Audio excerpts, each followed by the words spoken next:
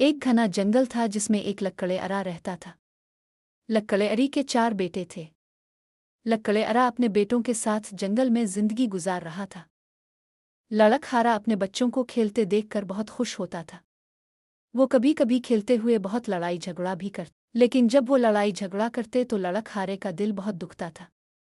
लड़कहारा सोचता है कि उनको कैसे लड़कहारे को एक तरकीब आती है।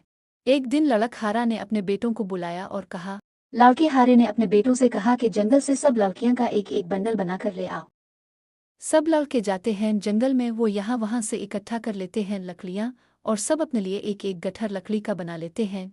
लड़के हैरान होकर आपस में बात कर रहे होते हैं कि आज ऐसा क्या हो गया है जो बाप साहिब हमें समझाने की कोशिश कर रहे हैं। फिर वापस आते हैं लक्कड़ेअरी के पास। एक लड़के हारे ने कई लकड़ियाँ इकट्ठी बांध कर एक गठरी बनाई और कहा, ये देखो, ये इकट्ठी लकड़ियाँ हैं, उनको मैं बहुत ही ज्यादा जोर लगा लगा कर थक गया हूँ, ये नहीं टूट रही।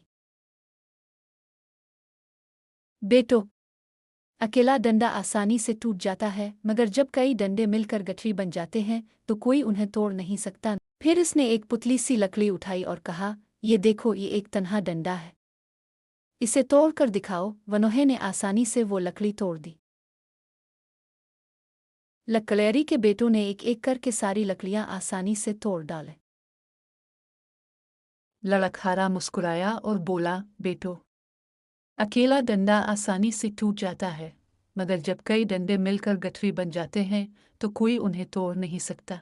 अगर अलग अलग रहोगे, लड़ोगे, तो कमज़ोर पड़ जाओगे, लेकिन अगर एक दूसरे के साथ मिलकर रहोगे, प्यार करोगे, तो कोई तुम्हें नुकसान नहीं पहुंचा सकता। बच्चों ने सर झुका लिया और वादा किया कि अब कभी लड़ाई नहीं करेंगे। इस दिन के बाद से वो खेलते तो बहुत थे, मगर लड़ाई झगड़ा खत्म हो गया। लड़कहारा उन्हें देखकर दिल ही दिल में बहुत खुश होता।